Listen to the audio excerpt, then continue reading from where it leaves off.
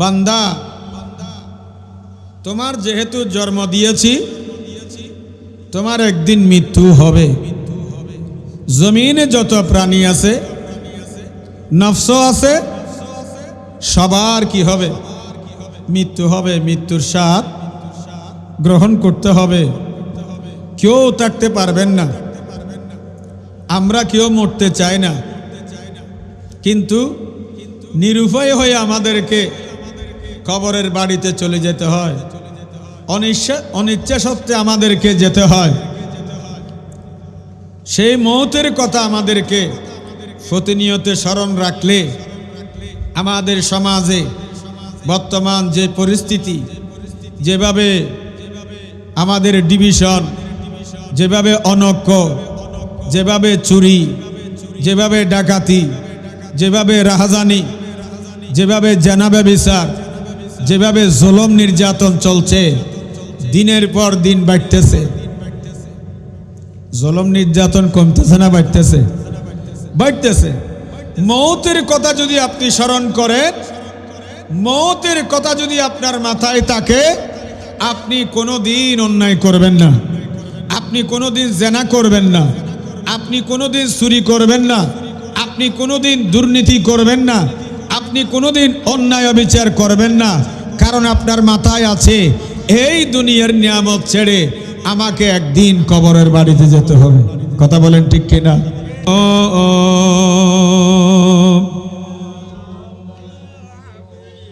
चैनो आता है मेरे दिल को तमाम, नाम लेते ही तुम्हारा या नबी सलातुन या।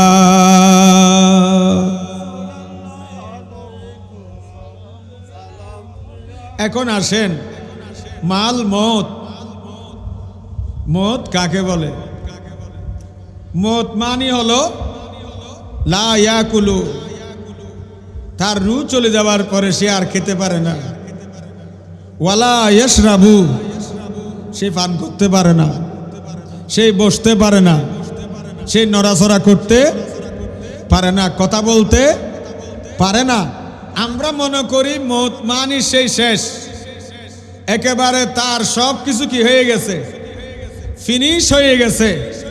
শরীয়ত বলছে মানুষের রু চলে যাওয়ার পরে বডিটা নিস্তেজ হয়ে পড়ে থাকে, কিন্তু ওই রুটা দুইটা জায়গায় চলে যায়।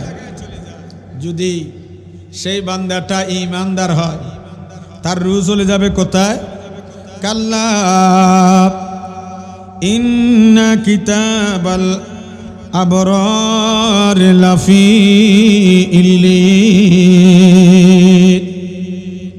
রব্বুল আলামিন বলেন, ঈমানদারের রূহ যখন কবজ করা হয়, ওই বান্দার রূহটা ইল্লিনের মধ্যে নিয়ে যাওয়া হয়। আর যদি বান্দা বেঈমান হয়ে মারা যায়, বান্দা যখন কাফের হয়ে মারা যায়, তার কালমা নসিব হয় নাই। আল্লাহ কোরআনে বলে দিয়েছেন, কাল্লা ইন্না কিতাবাল ফুজ্জারে লাফি সিজ্জিন, তার রুটা যাবে সিজ্জিনের মধ্যে।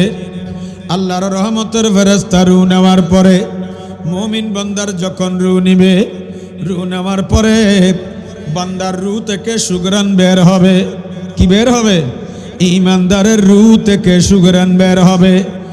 আর বেঈমান মুনাফিকের রু যখন নিবে, তার রু থেকে দুর্গন্ধ বের হবে।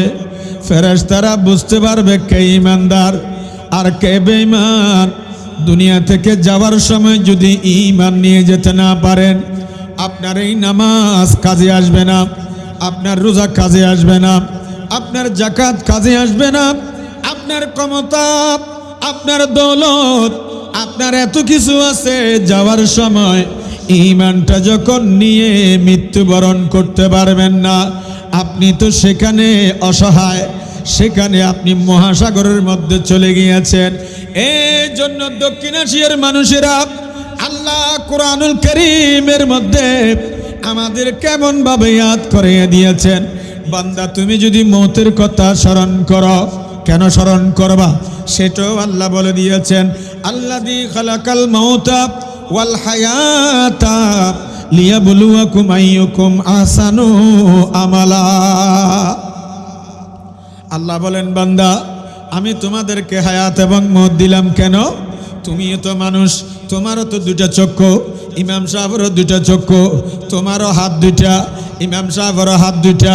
তোমাকে দেখতে যেরকম ইমাম সাহেবকেও দেখতে ঠিক অনুরূপ, কিন্তু তোমার মধ্যে তার মধ্যে তফাৎ কেন? এর মধ্যে আমল বেশি, আপনার মধ্যে আমল কম।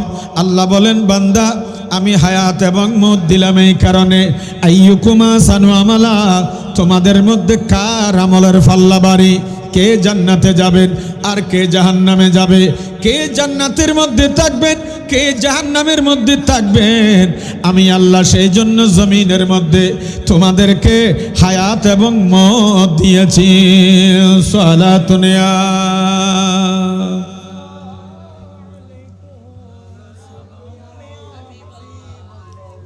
কবরে হাসরে ফুলসিরাতে কোনো আপনে পাবে না, কবরে হাসর ফুলসিরাতে কোনো আপনে পাবে না। যে জনে পাবে সে জনে হবে শাহে মদিনা, শাহে মদিনা।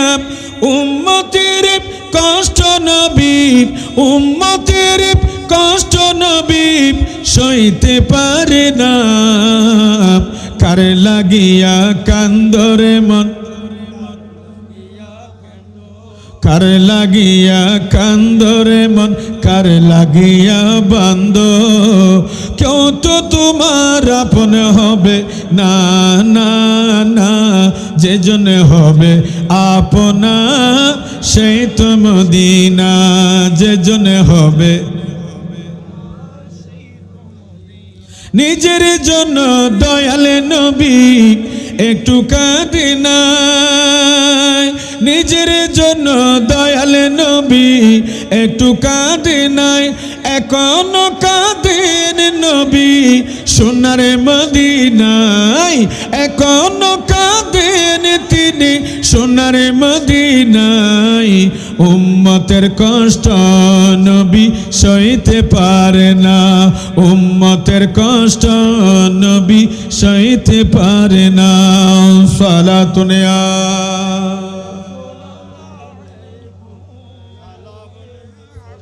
আপনাদের বুঝতে অসুবিধা হয়? তাহলে মুমিন হয়ে ঈমান নিয়ে দুনিয়া থেকে গেলে লাভ আছে না ক্ষতি আছে?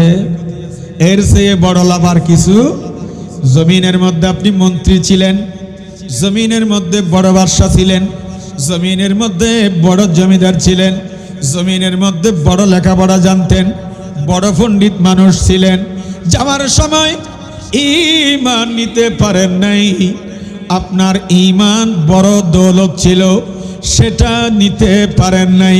তাহলে বোঝা যায় এই দৌলতের কোনো দাম নাই। বলেন না, এই দৌলতের কোনো দাম নাই। সেজন্য ঈমান দিবেন না। কারবালা আমাদেরকে শিক্ষা দেব।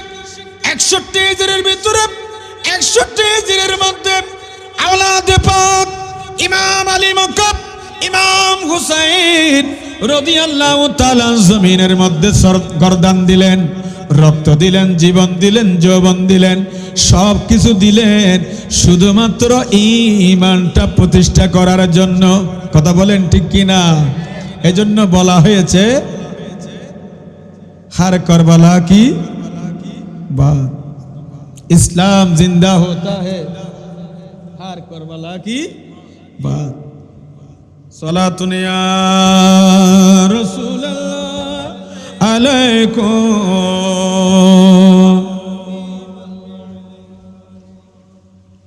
এনা আস্তে আস্তে ঘুরে দি হাতে জ্বর শীত গড়াত দে ওষুধ খাই আসছি পাওয়ারি না বুঝুন মাদ্রাসা তো নজে আছে। সলাতুন ইয়া রাসূলুল্লাহ আলাইকুম। दूर कर दे যদি নূর ঈমান সে ইয়া রাসূলুল্লাহ ইয়া হাবিবাল্লাহ दूर कर दे जो दीनोर ईमान से ऐसी शान ऐसी शौकत नहीं चाहिए मिल गई है नबी की गुलामी मुझे मिल गई है नबी की गुलामी हमें अब ज़माने की दौलत नहीं चाहिए सलातुनिया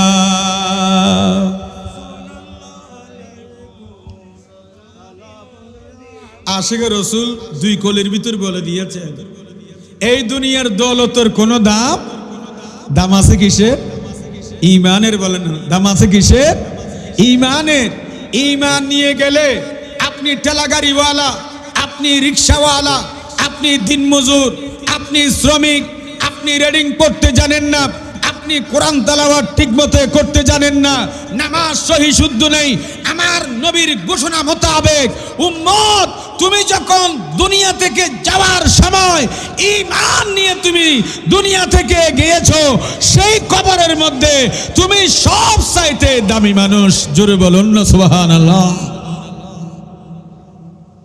কবরে দামি হতে হলে কি লাগবে ঈমান লাগবে যাই হোক আমি সময় পাবো কম আবার মূল আলোচনা হলো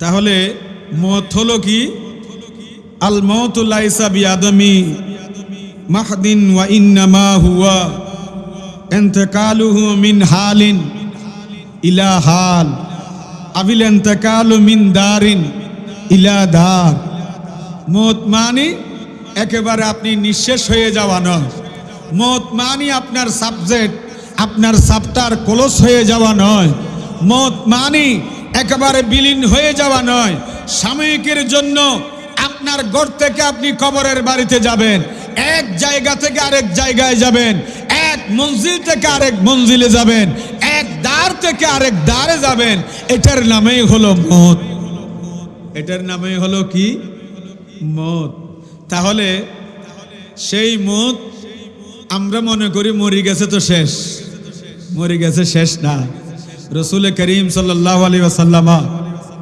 হাদিসে পাকের মধ্যে বলে দিয়েছেন উম্মত ওই মইয়তটা মৃত্যুর পর বলতে পারে তাকে গোসল দিচ্ছে সেই জানে তাকে কাফন দিচ্ছে সেই বুঝতে পারে তাকে ঘর থেকে বের করে নিয়ে যাচ্ছে সেই বুঝতে পারে জান্নাতি হলে সেই বলে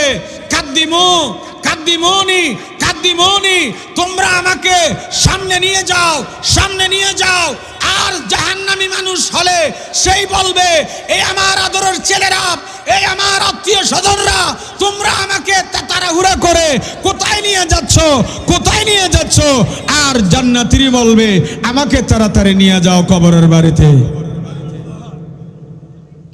তাহলে আমাদের ফলাফল কি সবকিছু বাদ দিয়ে জান্নাত এই দুনিয়া সবকিছু ক্লোজ করে যেতে হবে কোথায় আমাদের লক্ষ্য উদ্দেশ্য কি মুসলমানের লক্ষ্য উদ্দেশ্য হলো জান্নাতে যাওয়া সেজন্য কবর হবে হযরত ওসমান ইবনে আফফান রাদিয়াল্লাহু তাআলা যখন কোন কবরস্থানের সামনে দাঁড়াইতেন আমরা তো কবরস্থানের সামনে দাঁড়াই না এখন তো বহু যুবক ভাইরা তরুণ ভাইরা কবরস্থানের সামনে গান গায় না গান গায় এটা কবরস্থান এটা মসজিদ এটা কি মসজিদের আঙ্গিনা এটা কি পাশে কবরস্থান সে অনুভূতি এহসাস তার ভিতরে নাই এজন্য হযরত ওসমান ইবনে আফফান যখন কবরস্থানের সামনে দাঁড়াইতেন উনি কাঁদতে ওনার দাড়ি ভিজে যেত বুক ভিজে যেত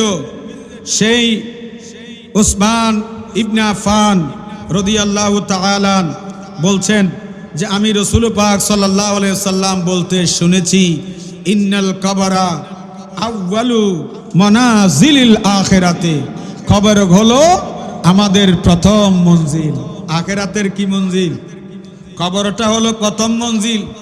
সেই মঞ্জিলে যখন আপনি যাবেন, আপনাকে প্রশ্ন করা হবে মান রব্বুকা।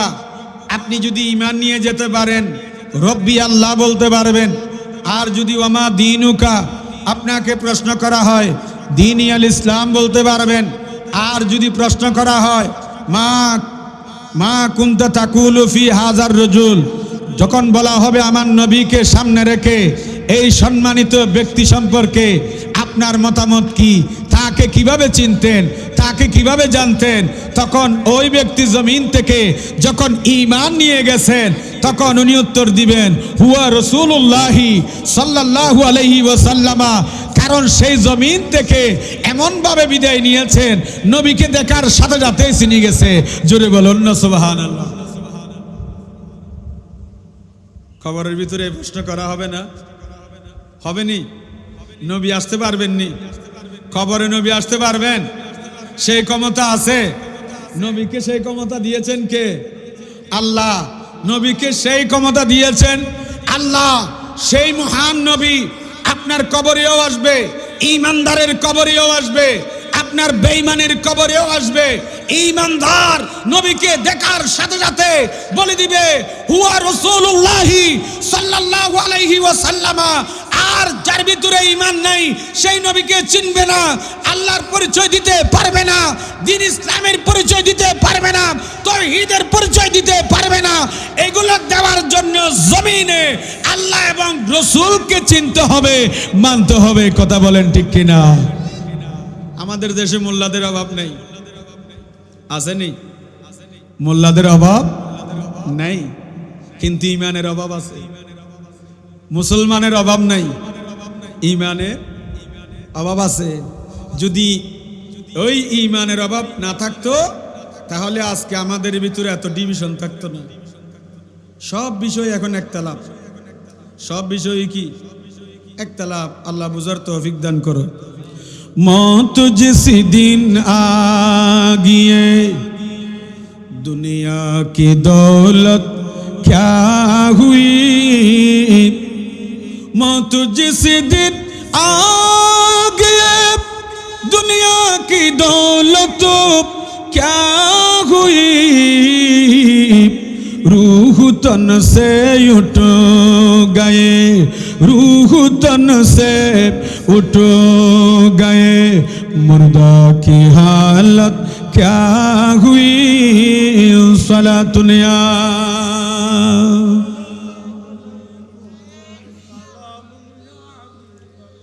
তাহলে মালাকুল মউত যেদিন আসবে, রুহটা যখন নিয়ে নিবে, ডেড বডি পড়ে থাকবে। নিজের আদরের স্ত্রী, সন্তান সন্ততি কেউ বলবে না আমার বাবাকে রাখেন, আমার স্বামীকে একটু দেরি করে দাফন করেন, কেউ এই কথা বলবে না। এত পয়সাওয়ালা মানুষ, ক্ষমতাধর মানুষ, নিতর বড়িটা পরে থাকবে, সাথে যাবে মাত্র 3 খানা সাদা কাপড়। কথা বলেন ঠিক কিনা?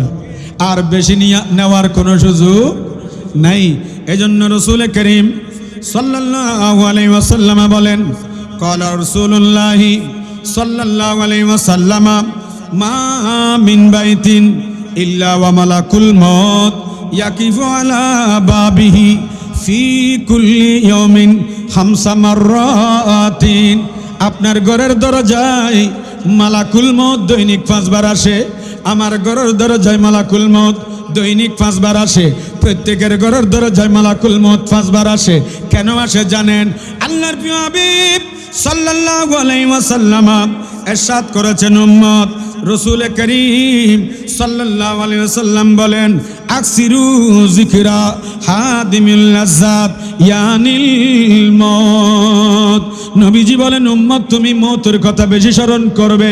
মওতের কথা স্মরণ করলে জেনা করবে না, মওতের কথা স্মরণ করলে তুমি ঘুষ খাবে না, মওতের কথা স্মরণ করলে তুমি দুর্নীতি করবে না, মওতের কথা স্মরণ করলে তুমি নামাজ না পড়ে থাকবে না, মওতের কথা স্মরণ করলে তুমি মাপ সৃষ্টি করবে না, মওতের কথা স্মরণ করলে মানুষ হত্যা করবে না, মওতের কথা স্মরণ করলে মানুষের মাথায় তুমি বাড়ি দিবে না, মওতের কথা স্মরণ করলে তুমি মানুষের জমি দখল করবে না, মওতের কথা স্মরণ করলে তুমি মানুষের হক নষ্ট করবে না।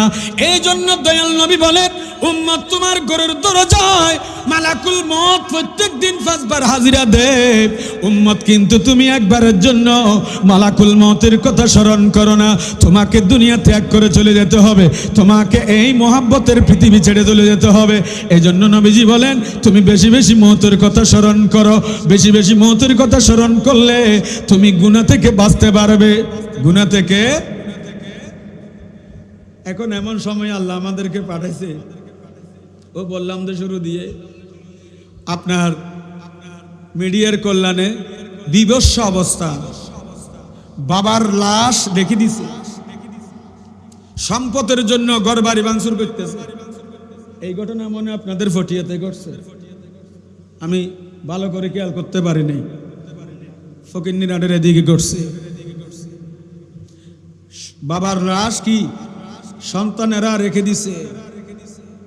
পৃথিবীর কোনো মানুষ নয় যাদেরকে এত কিছু করে লালন পালন করে বড় করছে, তারা রাস্তা রেখে দিয়ে সম্পদ ভাগের জন্য নামছে। হ্যাঁ রে, সম্পদ, এই সম্পদ দিয়ে কি হবে? কোটিপতির যে অবস্থা, যে হালত, রিক্সাওয়ালারও একই হালত। এই সম্পদ দিয়ে কি হবে? সম্পদের জন্য ভাই ভাইকে মারতেছে, ভাই ভাইকে খুন করতেছে। কেন? আজকে মওতের কথা ভুলে গেছি আমরা। কুল্লু নাফসিন যায়কাতুল মওত। এই মওতের কথা প্রত্যেক দিন ফজরে উঠে একবার স্মরণ করবেন, ঘুম যাওয়ার সময় একবার স্মরণ করবেন, ফজরে উঠে কর্মে যাওয়ার সময় হয়তো আমার আজকে সর্বশেষ ঘর থেকে হয়তো বের হওয়া, আর হয়তো আল্লাহ ফিরাইলে আবার আমি এই ঘরের মধ্যে ফিরতে পারবো, নতুবা আমার ফতে ইন্তেকাল হতে পারে। এটা আমার জন্য সর্বশেষ কি ঘর থেকে বিদায় নেওয়া। রাত্রে ঘুমাই গেলে আল্লাহর কাছে বলতে হবে, আল্লাহ এই ঘুমের ভিতরে কত মানুষের মওত হয়েছে, হয়েছে না? আবার সকাল হয় নাই, তার জন্য একেবারে মওত হয়ে গেছে। সেই জন্য আল্লাহর কাছে মওতের কথা স্মরণ করে যখন ঘুমাবেন তখন দেখবেন দাড়ি কমা সব ঠিক থাকবে। সালাতুন ইয়া রাসূলুল্লাহ আলাইকুম।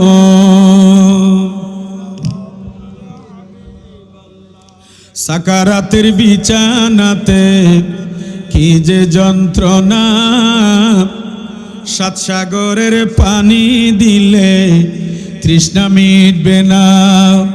সাকারাতের বিছানাতে কি যে যন্ত্রণা, 7 সাগরের পানি দিলে তৃষ্ণা মিটবে না। কাউসারের পানি দিবেন শাহে মদিনা, কাউসারের পানি দিবেন শাহে মদিনা।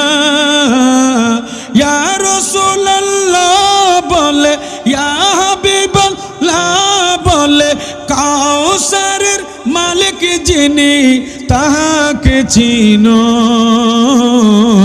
ভালো যদি বাসতে হয় নবীকে বাসন, ভালো যদি নবীকে বাসন। নবী তারানেওয়ালা, নবী প্রাণের চেয়ে অধিক প্রিয়, প্রাণের চেয়ে অধিক প্রিয় নবীকে জানো।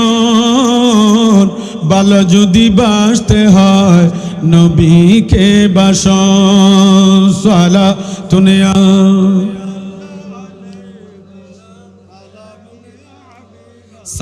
সাকারাতের বিছানা কি সহজ? মৃত্যু যন্ত্রণা কি সহজ? বলেন না, সহজ না। হাদিসে পাকের মধ্যে এসেছে 2 জন শয়তান আসবে। 2 জন কি আসবে? একজন আসবে ডান পাশের ডান কানের গোড়ায়, আরেকজন আসবে বাম পাশের বাম কানের গোড়ায়। ডান পাশের গোড়ায় শয়তান আসবে বাবার ছদ্মবেশে। কার ছদ্মবেশে? বাবার ছদ্মবেশে ডান কানে সন্তানের কাছে আসবে। বাবা, তোমাকে কত কষ্ট করে লালন পালন করেছি, ও আমার প্রিয় বাবা, এই কঠিন সময়ের মধ্যে তোমাকে সাহায্য করার জন্য আমি আসছি। বাবা, তোমার মৃত্যু যন্ত্রণা হচ্ছে, আমি সহ্য করতে পারছি না। এই মৃত্যু যন্ত্রণা তোমাকে আমি একটু সাহায্য করার জন্য আসছি। বাবা, তুমি বলো, জমিনে থাকতে তোমার কাছে আমি কোনো কিছু চাই নাই। বাবা, আজকে একটু বলো, ইসলাম ধর্মটা সত্য না? নওয়াজুবিল্লাহ বলেন, ইসলাম ধর্মটা সত্য নয়। আল্লাহ এক, এটা মিথ্যা বলো। আল্লাহ এক, এটা মিথ্যা বলো। তখন শয়তান ধোঁকা দিবে। শয়তান কি দিবে? বাবা, তুমি বলো নাসারার ধর্মটা ভালো,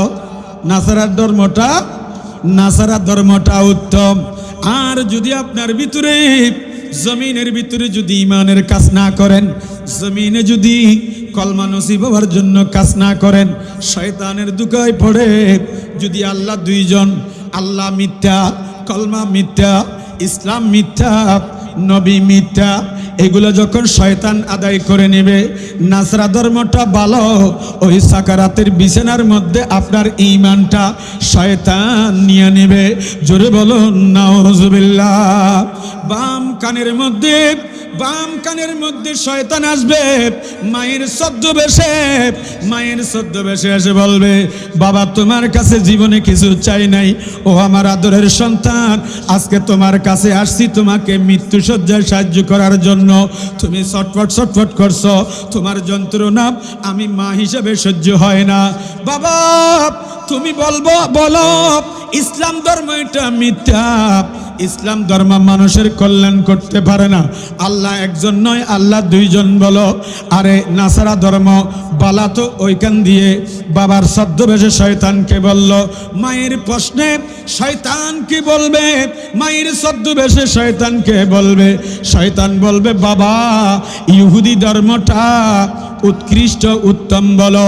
আর যার নসিবে ঈমান নাই, সেই কোরা কফাল, সেই বাঙ্গা কফাল, সেই দুর্ভাগা ব্যক্তি, সেই বলবে আমি ও ইহুদি ধর্মটা উত্তম বলে দিলাম, সাথে সাথে বেঈমান হয়ে মারা যাবে। ইমামে আজম আবু হানিফাকে প্রশ্ন করলেন একজন, হুজুর কি কি আমলে মানুষের ঈমান নষ্ট হয়? কি কি আমলে ঈমান নষ্ট হয়? কথা বুঝে নিবেন। ইমামে আজমকে প্রশ্ন করছে, আমাকে না। কি কি কারণে ঈমান কি হয়? নষ্ট হয়। ইমামে আজম বললেন, 1 নম্বর, তোমাকে আল্লাহ হিন্দু বানাই নাই, বুদ্ধ বানাই নাই, খ্রিস্টান বানাই নাই, চাকমা বানাই নাই, বড়ুয়া বানাই নাই, তোমাকে মুসলমান বানাইছে। কি বানাইছে? ঈমানদার বানাইছে।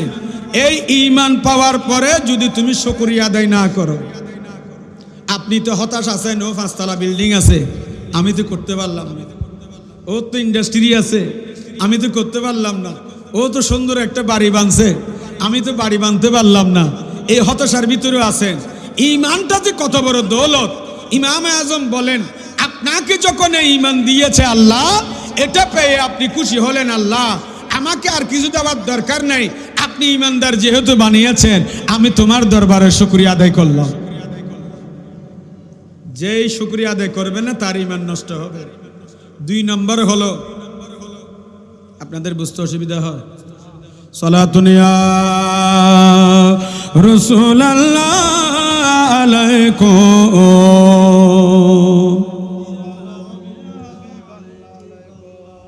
সালাতুন ইয়া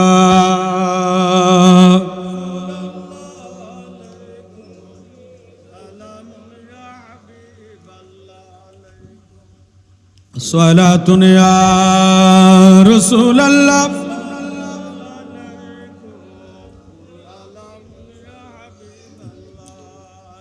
करे मुनकर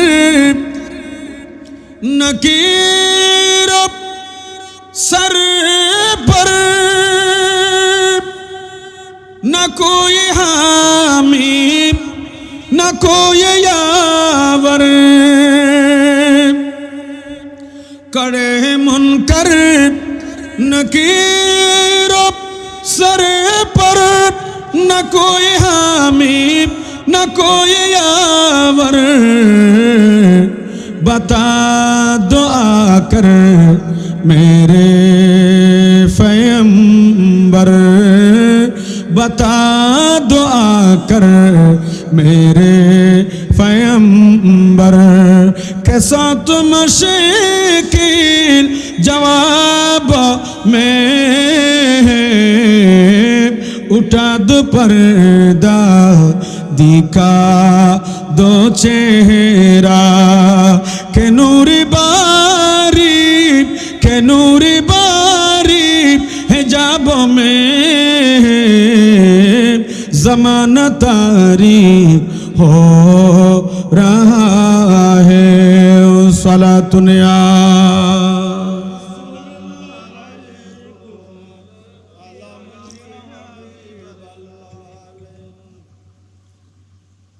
ইমামে আজম আবু হানিফা উত্তর দিলেন ঈমানের শুকরিয়া আদায় করো কি করো ঈমানের শুকরিয়া আদায় করো দুই নম্বর আপনি যখন জমিনের মধ্যে মানুষের উপরে জুলুম করবেন কি করবেন অত্যাচার করবেন জুলুম করবেন ইমাম আজম বললেন ও দুনিয়াবাসীরা তোমার ক্ষমতার দাপট দিয়ে তুমি জুলুম করলা তুমি অত্যাচার ব্যভিচার করলা এটার ফয়সালা হবে কোন সময় তুমি যখন মৃত্যু সজ্জায় শায়িত হবা তুমি সাকারাতের মওত যখন উপস্থিত হবে মালাকুল মওত যখন আসবে এই জুলুম ব্যভিচারের কারণে অন্যায়ের কারণে তুমি জমিন থেকে হয়তো ঈমান নিয়ে যাওয়া তোমার পক্ষে সম্ভব নাও হতে পারে আমি আপনাদেরকে বুঝাতে পারছি আমাদের দেশে জুলুম অত্যাচার বেশি হচ্ছে না কম হচ্ছে বেশি হচ্ছে বলার অপেক্ষা রাখে না নিরাপত্তা নাই মানুষের আল্লাহ আমাদের সবাইকে বুঝার তৌফিক দান করো এই জন্য আল্লাহ কোরআনুল কারীমের মধ্যে বলেন ইযা জা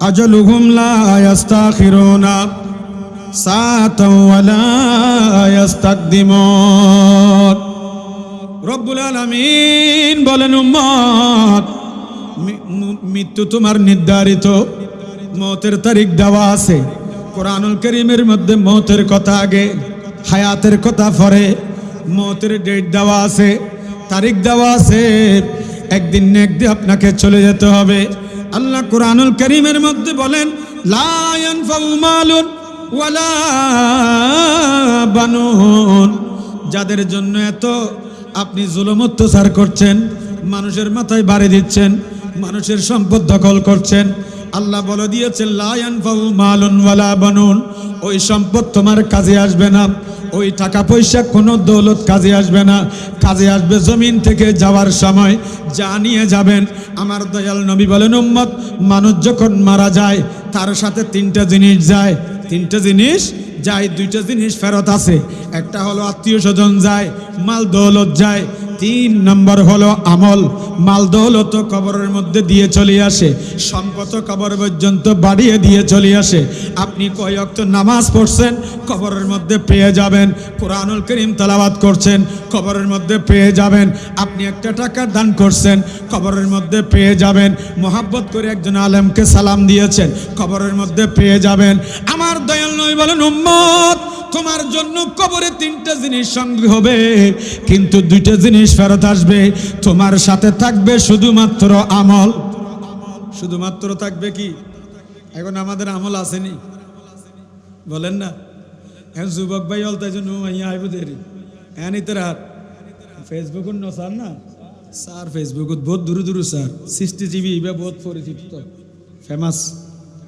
এটা ঘরত বসে আদের উনের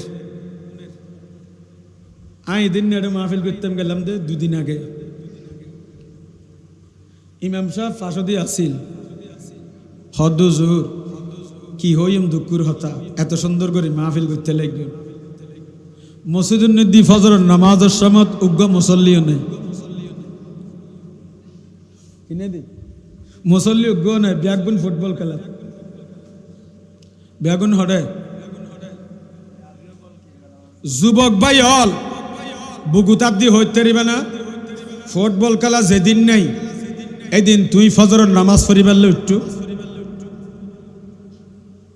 ওয়াজ ইন করি আল্লাহ কি ওয়াজ তো যুবক আল্লাহ আর নবী হদ মান তাশাব্বাহা বিকৌমিন ফাহুয়া মিনহু যে জাতির লো যে জাতি সম্পর্ক রাখে ইতে এই জাতির একজন অনেকে হইতে পারিব না ফুটবল খেলা চাই নিবে যাইও হন না আল্লাহ আর হেদায়ত দান করুক হন না হেদায়ত দান করুক ওই ফুটবল খেলা চাইতো যাই যদি হনভাই যদি মারা যায় ফুটবল খেলার ব্যানার লাগাইতো যায় ড্রেস পরে যদি মারা যায় ইতের মৃত্যুগান হইলই আল্লাহ জানে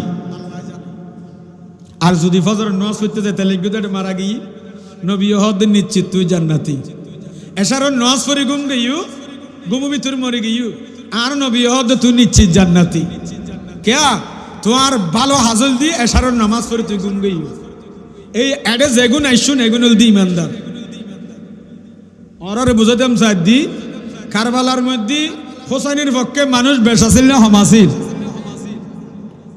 এজিদের পক্ষে হন না বেশি না হন বেশি তো ইতার লাই বলি এজি ঠকাইব না আমাদের দিতেরা এজি ঠকাইব না ফুটবল খেলার মানুষ বেশি মসজিদত মানুষ একজনও নেই নামাজ ইতার লাই বলি ফুটবল খেলা ইয়ান হকর প্রমাণ হইব না ভাবিবার সময় এসে তরুণল নষ্ট হয়ে গি তরুণল কি হয়ে গি নষ্ট হয়ে গি তরুণল হলে আর নবী হাদিস শরীফ থই দে এর ইতারাতুন থাকন পরিবর্তে মসজিদ ইতারাত থাকা পরিবর্তে সমাজের নেতৃত্ব এখন ইতারাই কি নুন নাই আল্লাহ আর যুবক ভাই অলর কবুল করুক সালাতুন ইয়া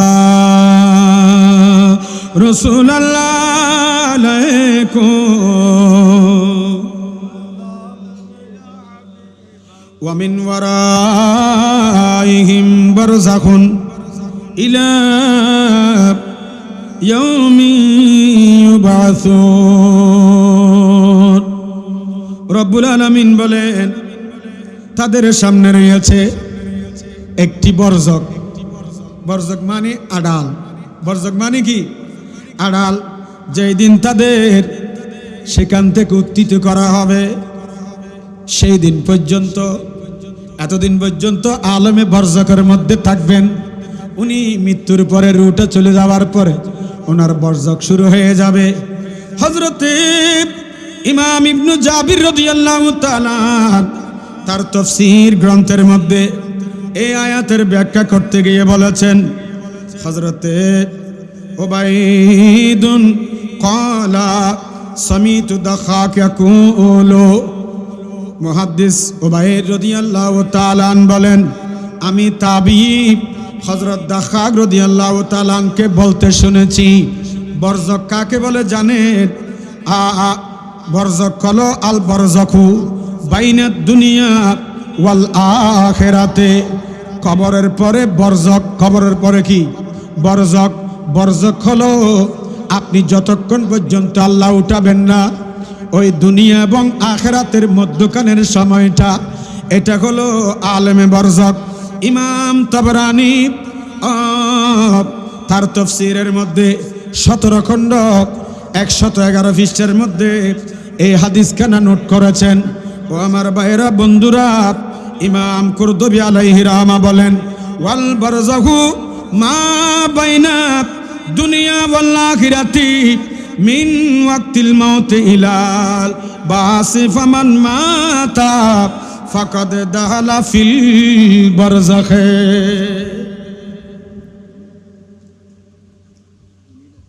তাহলে ইমাম কুরতুবী তার তাফসীরে কুরতুবীর 12 নম্বর খণ্ড 150 পৃষ্ঠার মধ্যে উনি নোট করেছেন বরজক হলো দুনিয়া এবং আখিরাতের মধ্যবর্তী সময়টা সুবহানাল্লাহ বলেন এবং মৃত্যুর পরে ওনাকে ফামান মাতা ফাকাদ দাহালা ফিল বারযাখে মৃত্যুর পর যখন সঠিকভাবে মান রব্বুকা ওয়ামান নবিয়ুকা ওয়ামা দীনুকা যখন এই উত্তরগুলো উনি দিতে পেরেছেন তখন ওনাকে বলবেন তুমি নাম কানোমাতিল আরুস তুমি ঘুমাও, তোমাকে প্রিয়জন যখন ডাকবে তখন ঘুম থেকেই উঠবে। জোরে বলুন না সুবহানাল্লাহ। তাহলে আমরা যদি মোটটা সঠিকভাবে পাই, আল্লাহর কাছে সবসময় বলবেন, আল্লাহ আমাকে মৃত্যুটা সহজ করে দিয়েন, আমাকে লাইলাতুল বরাতে মৃত্যু দিয়েন, লাইলাতুল কদরে মৃত্যু দিয়েন, আমাকে মহরমের 10 তারিখ আশুরার দিন মৃত্যু দিয়েন, ঈদের দিন মৃত্যু দিয়েন, আল্লাহ আমাকে কোরবানির দিন মৃত্যু দিয়েন। আল্লাহর কাছে বিশেষ বিশেষ দিবসে যখন মওত চাইবেন, আল্লাহ যখন বিদায় ঘন্টা বেজে যাবে তখন আপনার মওতটা একেবারে সহজ হবে। আলাইকুম সালাম। আপনারা দুরূদ শরীফ মহব্বত করে পড়বেন নাকি এমনি পড়বেন? আপনারা তো আসছেন কারবালা মাহফিলে, না? কি জন্য আসছেন? মহব্বত করে আসছেন না? কিভাবে পড়বেন? মরা মানুষের মতো পড়বেন না জিন্দা মানুষ? জিন্দা মানুষের মতো পড়তে হবে। সালাতুন ইয়া রাসূলুল্লাহ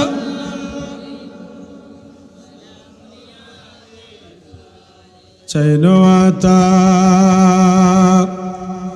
है मेरे दिल को तमाम, नाम लेते ही तुम्हारा या नबी सला।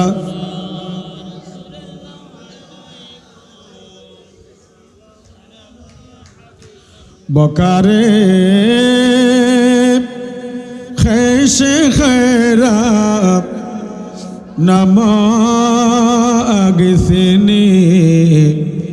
या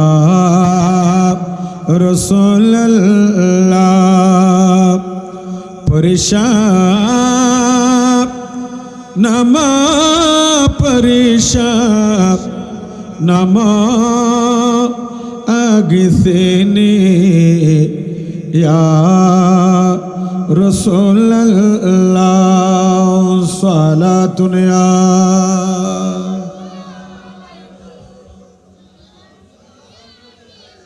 আল্লাহ পাক বলছেন, আইনামা তাকুনু ইউদরিকুমুল মাউত ওয়ালাউ কুনতুম ফি বুরুজিম মুশাইয়াদা।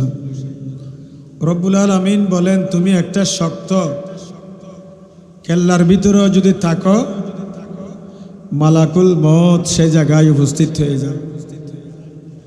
দুনিয়ার কোনো ক্ষমতা মওতকে ঠেকাইতে পারবে না। আপনার মালাকুল মওত আশাকে বিলম্বিত করতে আমাদের দেশে অনেকেই বলে, এই যুবক ছেলেটা সকালে বের হয়েছে, ভালো ছেলে ছিল, তার বেশি বয়স হয় নাই, সে অকালে মৃত্যুবরণ করছে। ইসলামে অকাল কোনো শব্দ নাই। ইসলামে কি নেই? আল্লাহ বান্দাকে জমিনে পাঠার আগে মওতের তারিখ দিয়েছে। সুবহানাল্লাহ বলবেন না? সুবহানাল্লাহ গরজে বলবেন না, এখানে বলবেন। তোরা হতানো হইস, তোরা না সুবহানাল্লাহ আলহামদুলিল্লাহ গিন হইস, শতানি ন করিস, শতান ঢুকি দিন দি, হ্যাঁ বুঝস? তোরা রাশি হয়ে যেত, তোরা তো শতানা ভাই, তোরা নাশি হয়ে যেত, শতান হোক গয়ে দিচ্ছি তোরা।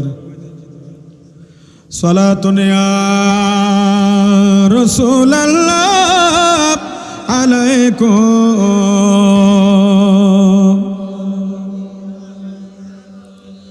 उनकी महक ने दिल के गुन्चे खिला दिए हैं,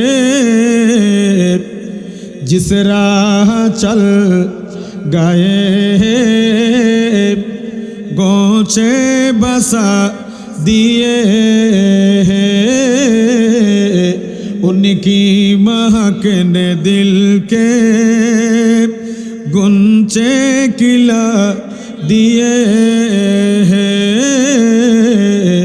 जिस राह चल गए गोचे बसा दिए हैं। जब आ गए जोशे रहमत पे उनकी आँखी, जब आ गए जोशे रहमत पे उनकी आँखी, जलती बुझा दिए जलती बुझा दिए रूते हंसा दिए,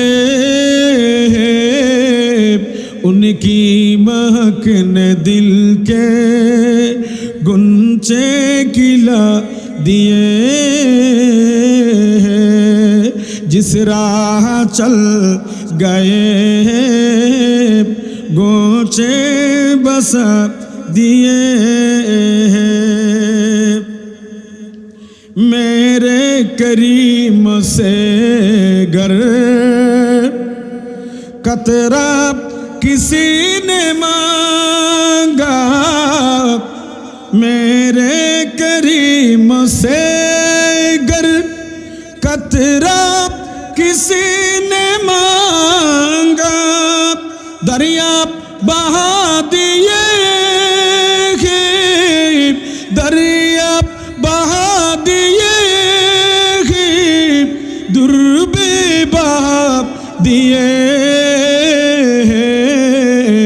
उनकी महक ने दिल के गुंचे खिला दिए, साला दुनिया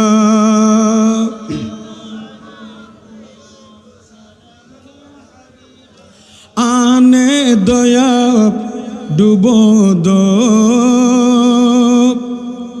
अब तो तुम्हारी जानिबी आने दया डूबो दो, अब तो तुम्हारी जानिबी कश्ती तुम्हीं पे छोड़ी, कश्ती तुम्हीं पे छोड़ी, लंगर उठा दिए, उनकी महक ने दिल के गुंचे खिला दिए, जिस राह चल गए गोचे बसा दिए, सलातुन या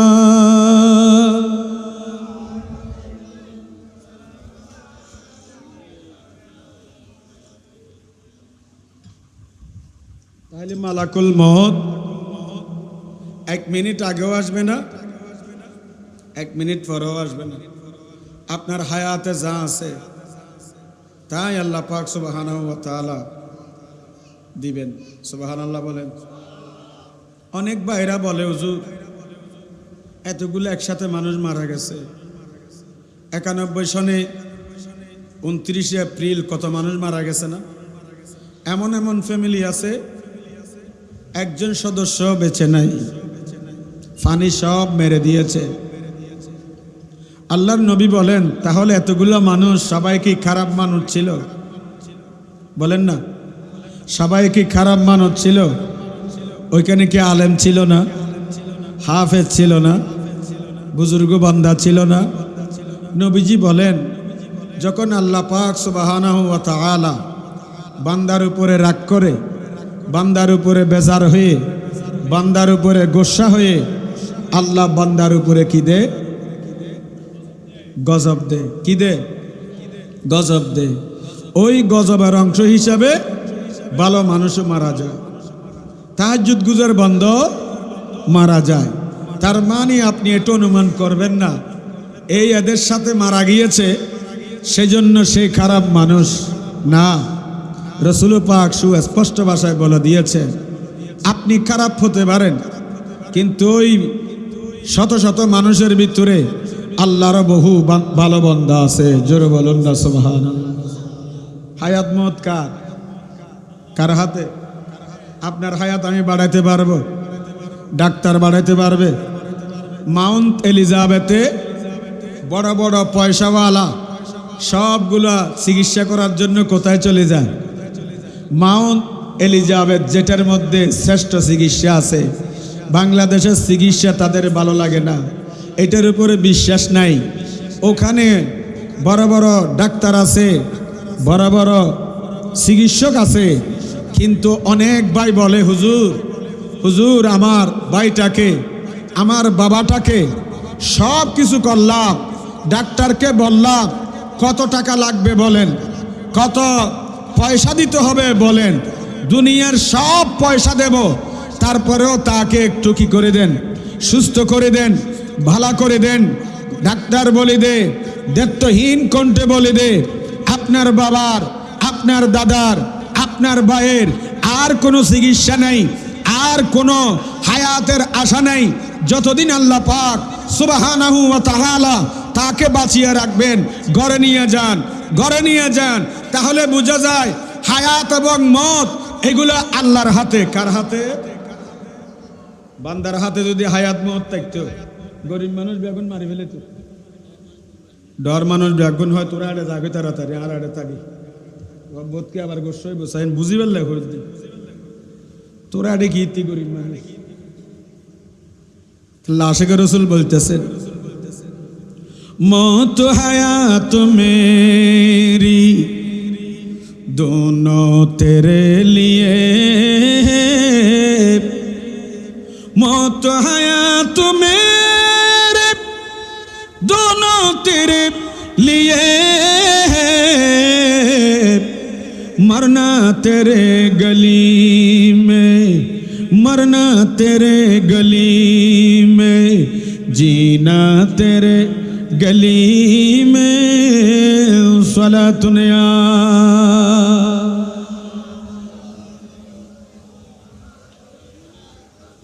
বহু বান্দা গুনাহ করতে করতে করতে করতে, মানুষ হত্যা করতে করতে, কবিরা গুনাহ করতে করতে জমিনের মধ্যে তার ভালো কর্ম নেই।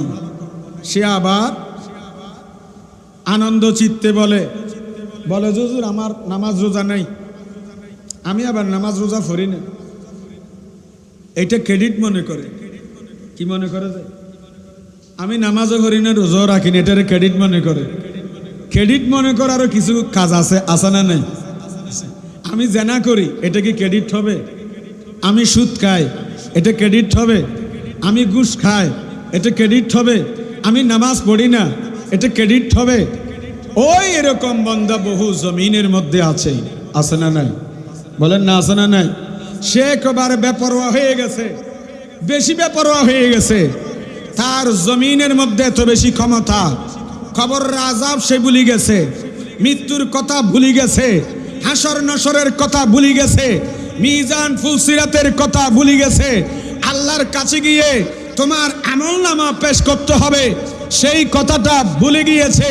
বুখারী শরীফের মধ্যে আল্লাহর প্রিয় হাবিব সাল্লাল্লাহু আলাইহি ওয়াসাল্লাম হাদিসে পাক বর্ণনা করেছেন, একজন বান্দা মানুষ খুন করতে করতে 99টা মানুষ খুন করেছে।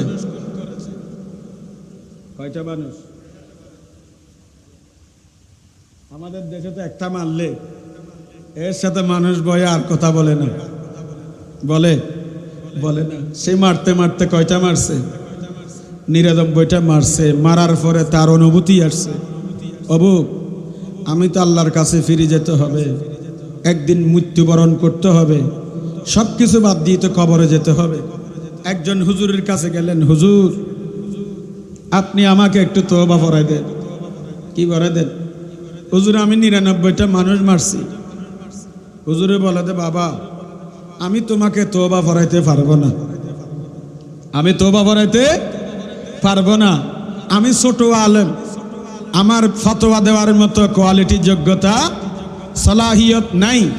অমুক জায়গার মধ্যে একজন আল্লাহর বড় আলেম আছে, বড় মুফতি আছে, ওই মুফতির কাছে তুমি যাও, তোমার 99টা মানুষদের তুমি হত্যা করেছো, এটার ফয়সালা কি হবে? ওই বান্দা তওবার আশা নিয়ে একটু তওবা পাওয়ার জন্য ওই আলেমের কাছে ছুটে চললেন। যাইতে যাইতে যাইতে যাইতে মাঝপথের মধ্যে ওই বান্দাটা ইন্তেকাল করলেন। ইন্না লিল্লাহি ওয়া ইন্না ইলাইহি রাজিউন। বান্দাটা যখন মারা গেল, জাহান্নামের ফেরেশতা আসলো, জান্নাতের ফেরেশতা আসলো। জাহান্নামের ফেরেশতা বলে, এ তো ৯৯টা মানুষ খুন করেছে, তাকে আমরা জাহান্নামে নিয়ে যাব। জান্নাতের ফেরেশতারা আসছে, তাকে আমরা জান্নাতে নিয়ে যাব। জান্নাতের ফেরেশতা এবং জাহান্নামের ফেরেশতার মধ্যে বাধা অনুবাদ লেগে গেল। আল্লাহ বলেন, ও জিবরিল যাও, সেখানে গিয়ে এই বান্দাটা যেই জায়গার মধ্যে মারা গিয়েছে, যেই জায়গার মধ্যে সেই ইন্তেকাল করেছে, গড় থেকে যেখান থেকে যাত্রা করেছে, সেই রওনা দিয়েছে, এই জায়গা থেকে যেই জায়গায় মৃত্যুবরণ করেছেন ওই জায়গা পর্যন্ত তুমি মাপ দিবা। আর যার কাছে তওবা করতে যাবেন তার ঘর পর্যন্ত এখান থেকে মাপ দিবেন। মাফে দেখলো ঘর থেকে বের হয়েছে এই জায়গাটা একটু বেশি, ওই জায়গায় তওবা করবেন, তার জায়গার মধ্যে একটু কম আছে। রহমতের ফেরেশতা ফয়সালা দিল, আল্লাহ এই বান্দার ৯৯ খুনের মাফ করে দিলে। হয়তো অনেকেই বলবেন, হুজুর খুনের প্রতি উৎসাহ করলেন না। খুনের প্রতি উৎসাহ নয়। মানুষ যতই পাপ করুক, মানুষ যতই ক্ষমা করুক, আল্লাহ তো গফফার, আল্লাহ তো গফুর, আল্লাহ তো রহমান, আল্লাহ তো রহিম, আল্লাহ তো সত্তার। কথা বলেন ঠিক কিনা? আল্লাহ বান্দাকে মাফ করে দেব। লা তাকনাতু মির রাহমাতিল্লাহ। আল্লাহর রহমত ছোট না বড়? বলেন না ছোট না বড়? বেশি বড়। এই জন্য আল্লাহ চাইলে বহু বড় নামাজি, বহু বড় ইবাদতগার ওই বান্দাকে আল্লাহ জাহান্নাম দিবে। ফাওয়াইলুল লিল মুসাল্লিন। আছে না নাই? বলেন না আছে না নাই? কেন নামাজিকে জাহান্নাম দিবে? রব্বুল আলামিন বলে দিয়েছেন, আল্লাযীনা হুম ইউরাউনা। তারা নামাজ পড়েছে মানুষকে দেখানোর জন্য, সমাজে মানুষকে দামি মানুষ বলার জন্য, মানুষ দানবীর বলার জন্য, মানুষ তাকে ফরহেজগার বলার জন্য, মানুষ তাকে নামাজি বলার জন্য সে ইবাদত করেছে। এই জন্য লোক দেখানো ইবাদত, এই ইবাদত তাকে জাহান্নামে নিয়ে যাবে। ইবাদত করতে হবে কার খুশির জন্য? বলেন না কার খুশির জন্য? সিজদা দিতে হবে কার খুশির জন্য? রুকু করতে হবে কার খুশির জন্য?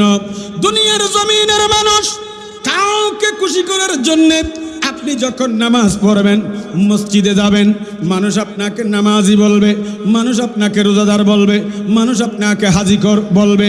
বহু মানুষ হজে যাওয়ার আগে হাজি লেখে, আছে না? বহু মানুষ হজে যাওয়ার আগে কি লেখছে? হাজি লিখে দিছে। আবার বহু মানুষ উমরা করার পরে হাজি লেখে, লেখে না? আলখাস লেখে।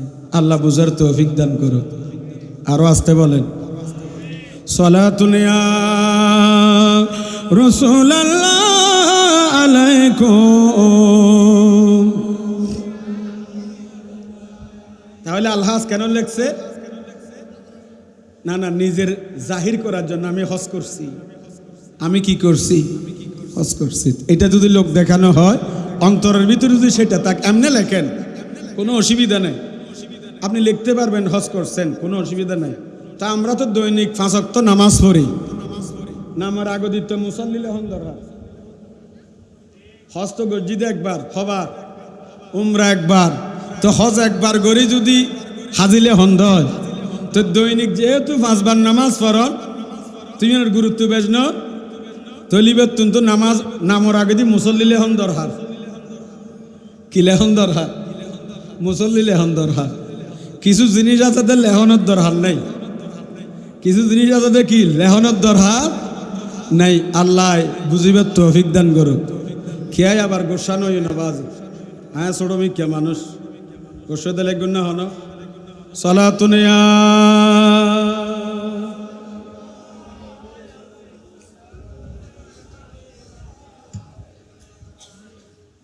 মানুষ মোটামুটি যাওই হম না, কিন্তু দরুদ শরীফের আওয়াজ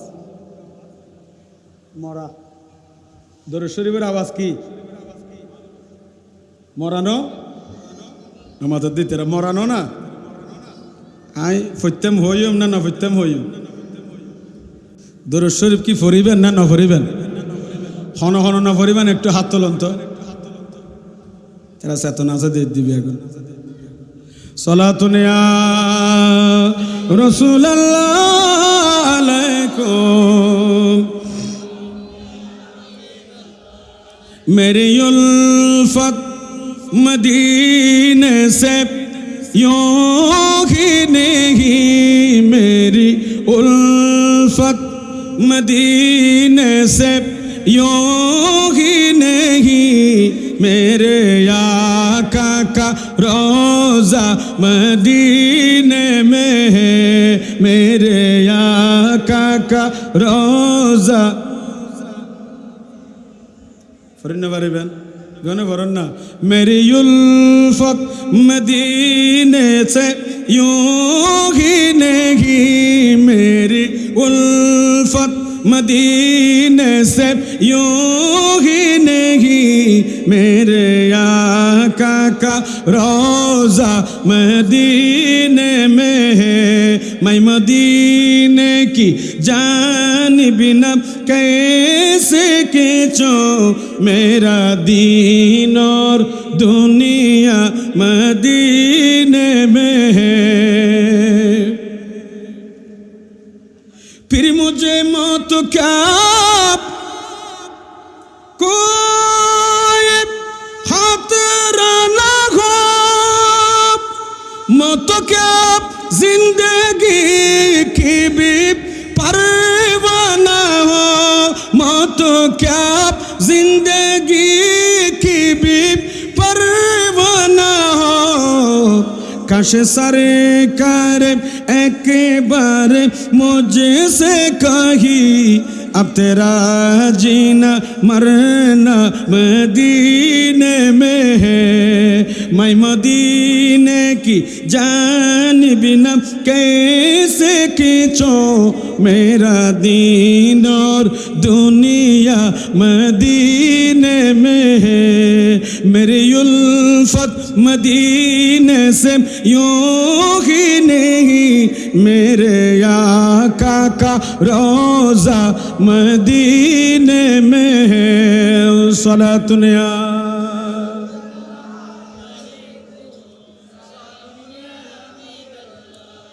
আল্লাহর প্রিয় হাবিব সাল্লাল্লাহু আলাইহি ওয়াসাল্লাম যখন বিদায় নেবেন কি নেবেন বিদায় নেবেন নবীজি বুঝতে পারলেন আমার সময় শেষ আমার সময় শেষ খাতুনে জান্নাত ফাতেমাকে ডাকলেন মেশকাতের ভিতরে হাদিস আছে খাতুনে জান্নাত ফাতেমাকে ডাকলেন ওগো ফাতেমা কাছে আসো কাছে আসো ফাতেমা আমি নবী দুনিয়া থেকে অচিরেই চলে যাব পর্দা করব ফাতেমা কান্না শুরু করলেন ইয়া রাসূলুল্লাহ ইয়া হাবিবাল্লাহ নবীরে দুনিয়ার দুঃখ দুর্দশা দুনিয়ার যত পেরেশানি আছে সব পেরেশানি নিয়ে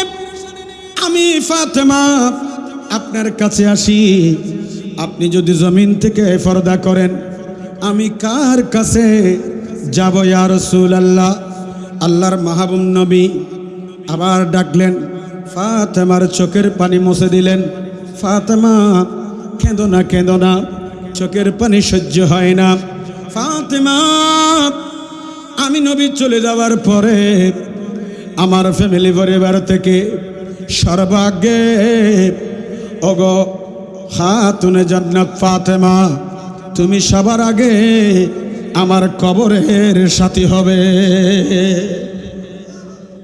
ফাতেমা হেসে দিলেন নবীর বিদায়ের কারণে কান্না করলেন যখন বললেন তুমি তাড়াতাড়ি কবরে চলে যাবে ফাতেমা বুঝতে পারছেন আমি দুনিয়া থেকে চলে যাব শীঘ্রই আমার নবীর সাথে সঙ্গী হব মাওলা আলী মুশকিল কুশার কাছে গেলেন এই মাওলা আলী মুশকিল কুশা আমার নবী বলে দিয়েছেন, আমি জমিন থেকে তোমার আগে আমি কোথায় যাব?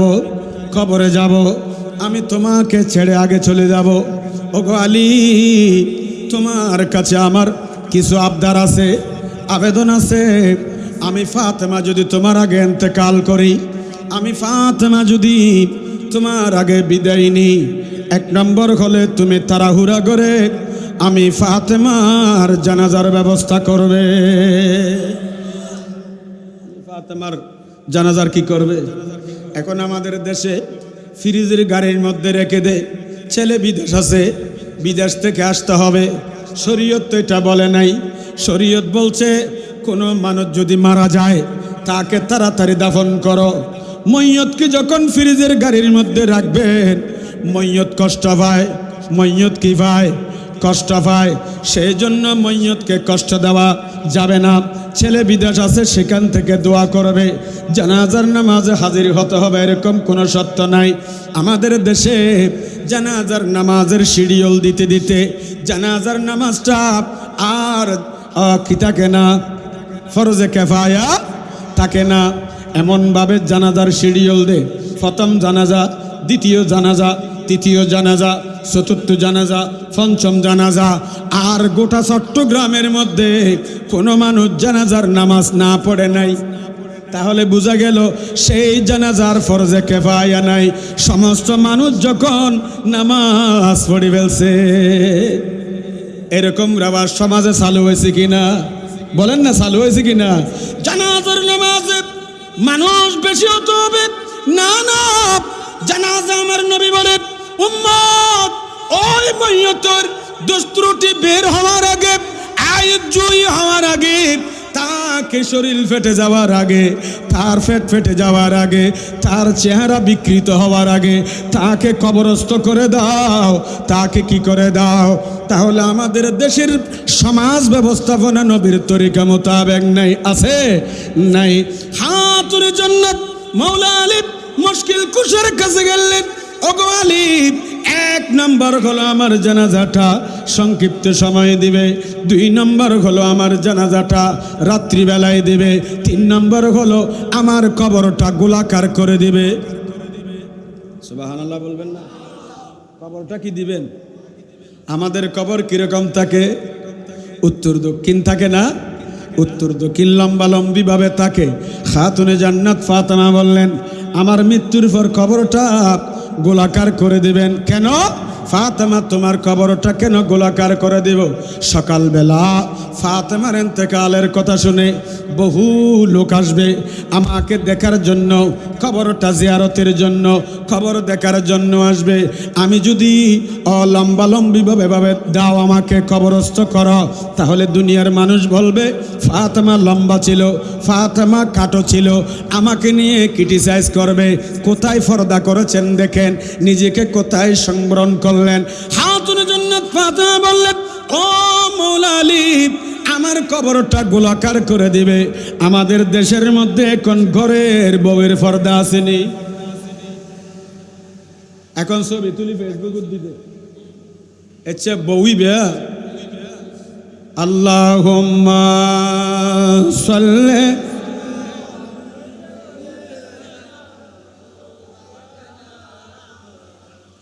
ওয়ালা আলি সাইয়্যিদিনা জর লাগিয়া কে ধরে মন সেই তো সোনার মদিনা, কবরে হাশরে পাবেন মদিনা যার ঠিকানা। আল্লাহুম্মা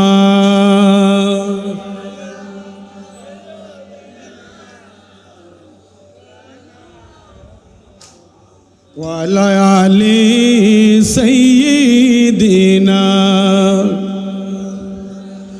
দিবানিশি মনে রে আমার আর দিও না যন্ত্রণা, দনে যদি হতাম ধনী যেতাম সোনার মদিনা আল্লাহুম্মা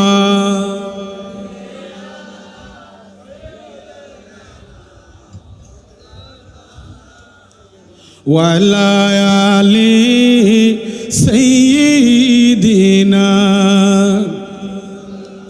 কখন বলে ইয়াসিন কখন বলে ত্বাহা মুজাম্মিল মুদাসসির নবী কোরআন পাকে ঘোষণা আল্লাহুম্মা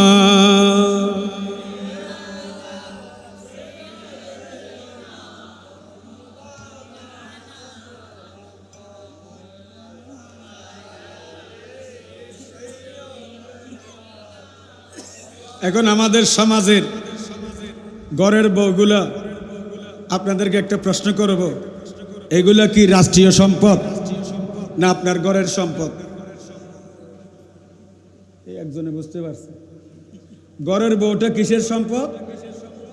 ঘরের সম্পদ বলেন না, কিসের সম্পদ? তো ঘরের বউকে যদি সাজসজ্জা করিয়ে ফেসবুক একটা সুন্দর ছবি দিলেন, সওয়াব হবে? হবে নি? বলেন না সওয়াব হবে? তা আমাদের সমাজ তো নষ্ট হয়ে গেছে। নিজের বউর ছবি দিচ্ছে কোথায়? ফেসবুকে। এই কত বড় বেহাইয়া! বোধ মসজিদ কমিটির সভাপতি আছে, বউর ছবি দিতে হলে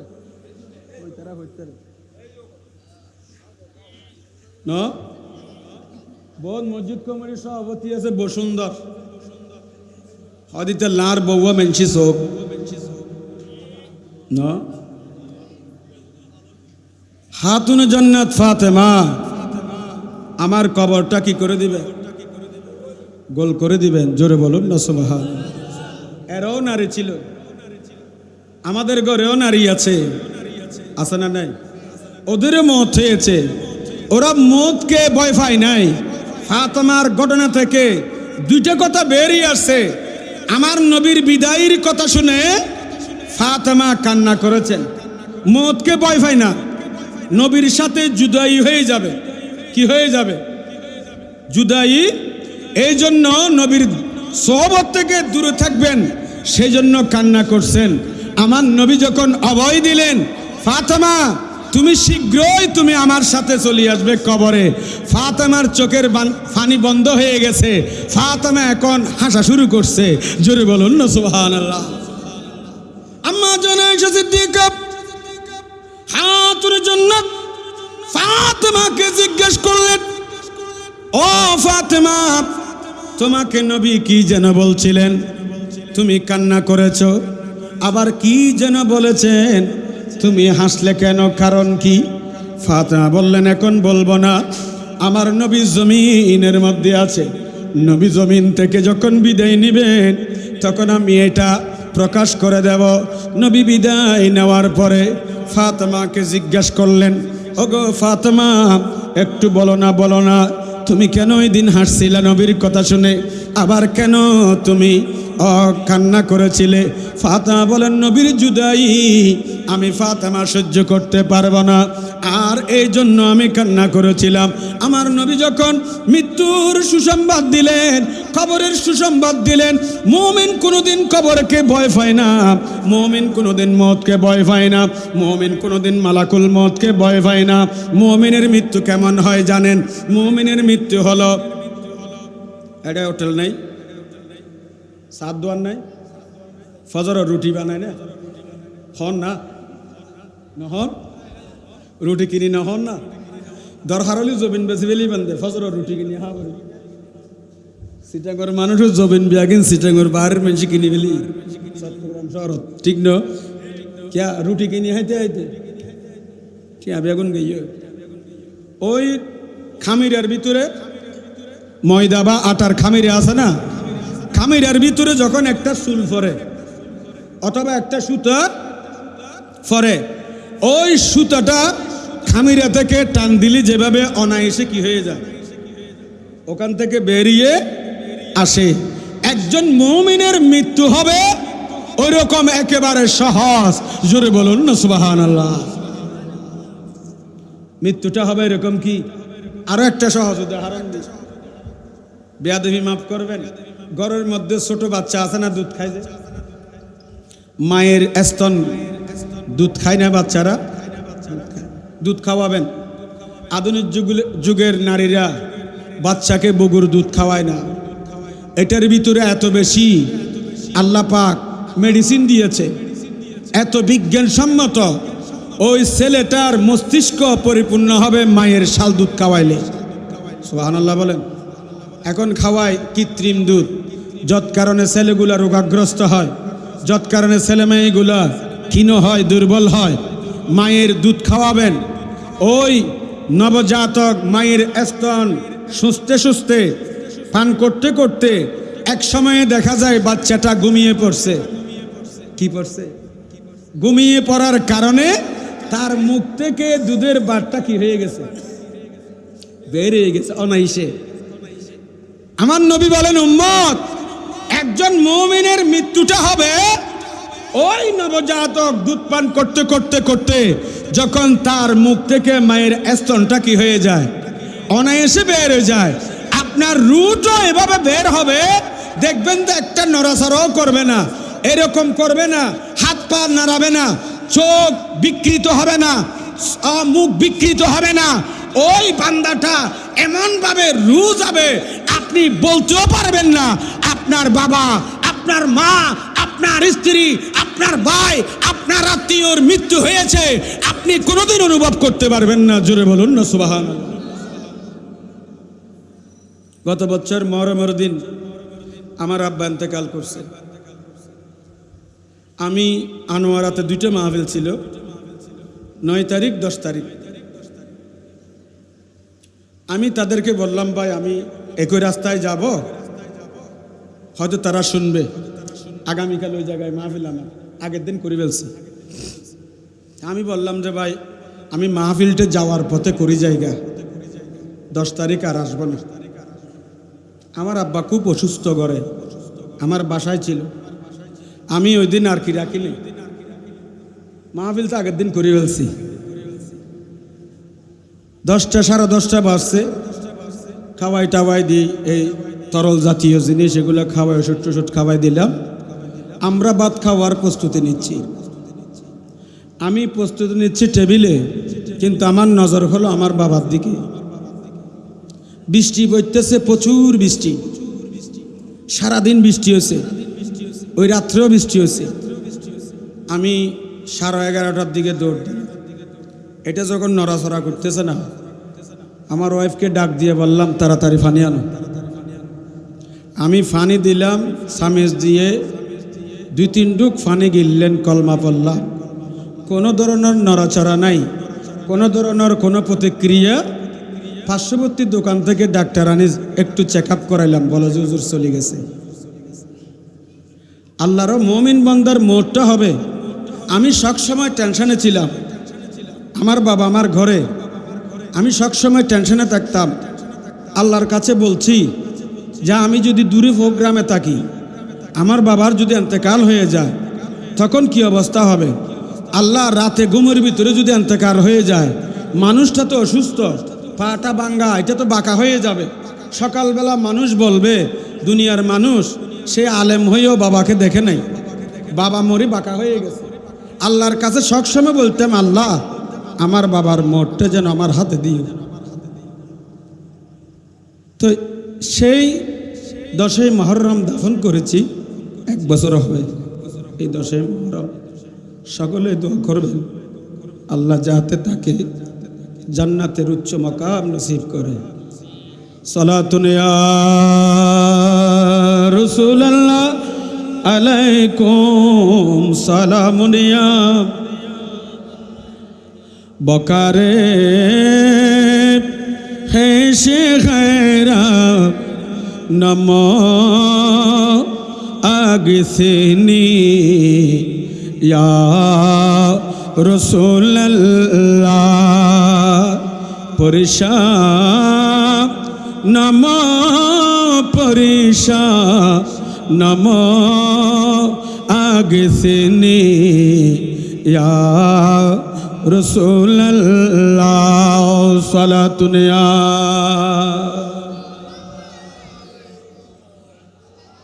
মানুষের দুনিয়ার মধ্যে আর কিছু নাই মৃত্যুটা ভালো যদি হয় মৃত্যুটা কি হয় মানুষের বিদায়টা যদি কি হয় মানুষ বলে না শেষ বালা যা সব বালাতা নিজের যাওয়ার পথটা যদি কি হয় সুন্দর হয় বিদায়টা যদি সুন্দর হয় আল্লাহর কাছে বলবেন আল্লাহ টাকা পয়সা দেন নাই আর কি কিন্তু আল্লাহ মোহটা একটু সুন্দরভাবে দিও মোহটা কলমা নসিব করিও তোমার নবী যাতে দেখে দেখে আমি সালাম দিতে পারি জোরে বলুন না সুবহানাল্লাহ আল্লাহর নবী দো জানের বাদশা নবী রাহমাতুল লিল আলামিন শফিউল মুজতাবী যখন বিদায় নবীজি বুঝতে পারলেন আল্লাহর নবীর বিদায়টা বুঝতে পারলেন কয়েকদিন ধরে অসুস্থ আল্লাহর মাহবুব নবীর হুজরা এবং মসজিদ নববীর কাছাকাছি 16-17 ওয়াক্ত নামাজ মসজিদ নববীর মধ্যে গিয়ে নামাজ পড়াতে পারেন নাই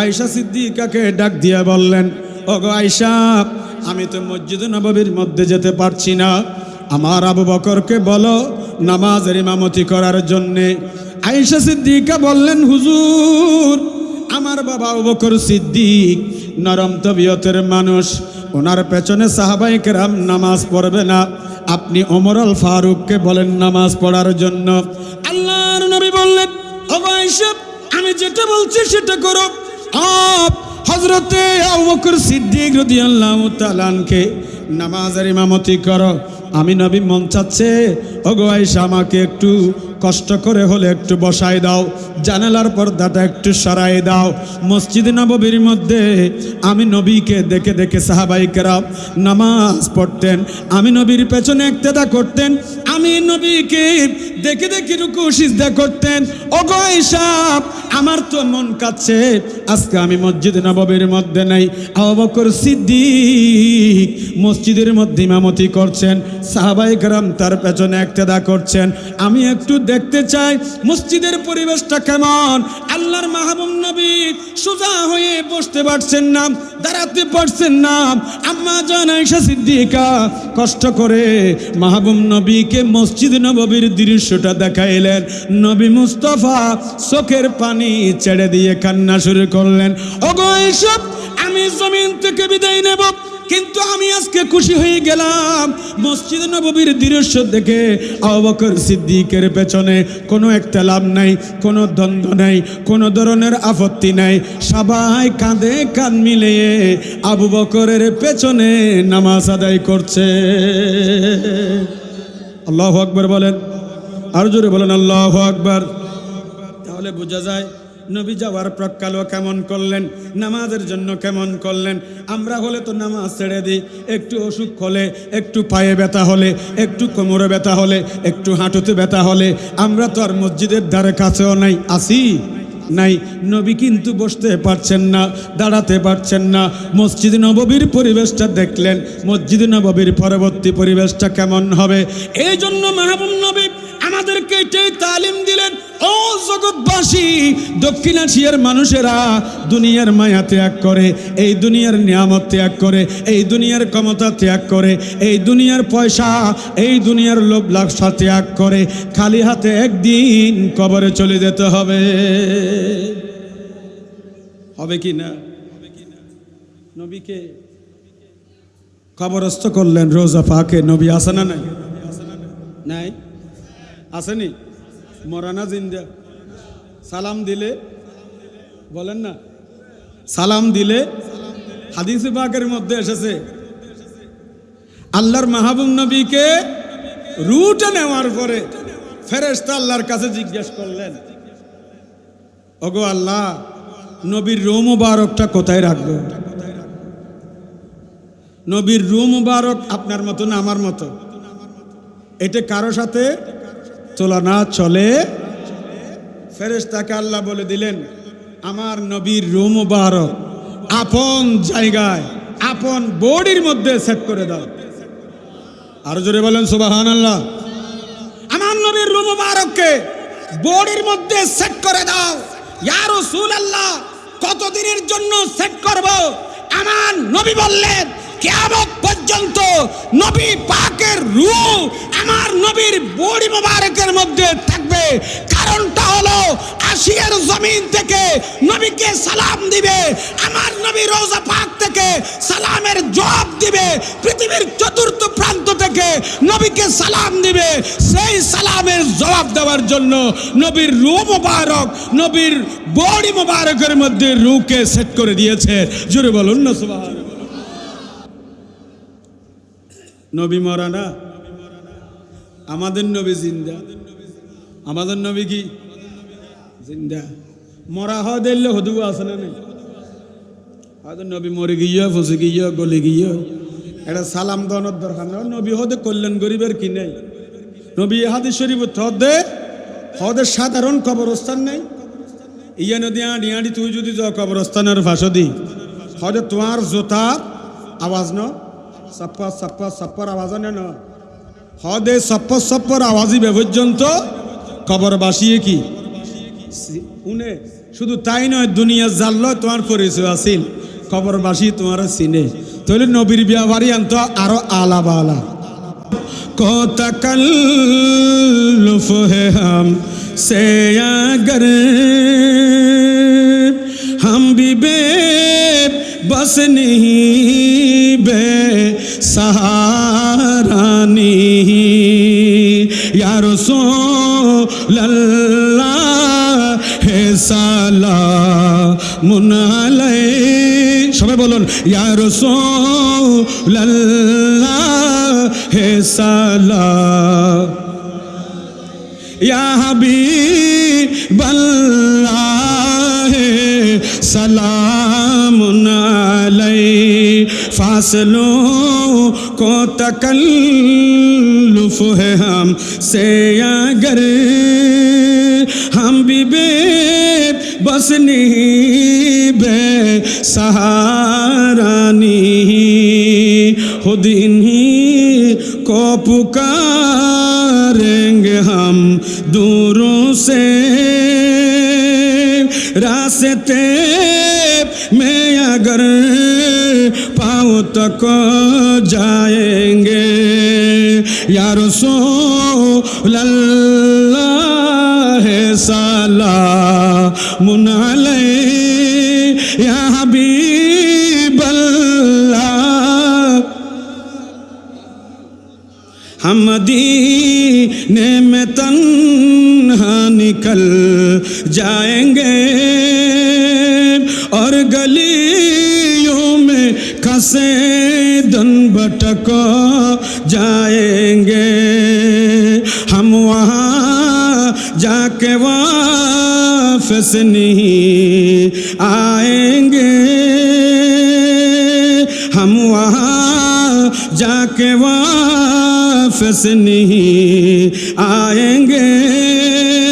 दौड़ते दौड़ते लोग तक जाएंगे या रसूलल्लाह है सलामुन अलैहि या हबीबल्लाह है सलामुन अलैहि। जैसे ही सब्ज़ गुंबद नजर आएगा बंदगी का करीना बदल जाएगा। जैसे ही सब्ज़ गुंबद नजर आएगा बंदगी का करीना बदल जाएगा। सर झुकाने की फुर्सत मिलेगी किसे, खुद ही पलकों से सिजदे चपक जाएंगे। या रसूलल्लाह है सलामुन अलैहि या हबीबल्लाह है সালামুন আলাইহি। আর আলোচনা বাড়ালাম না, দোয়া করবেন। অনেক বেশি তকরির করে ফেলছি। আল্লাহ পাক আমল করার তৌফিক দান করুন। আসসালামু আলাইকুম ওয়া রাহমাতুল্লাহি ওয়া বারাকাতুহু।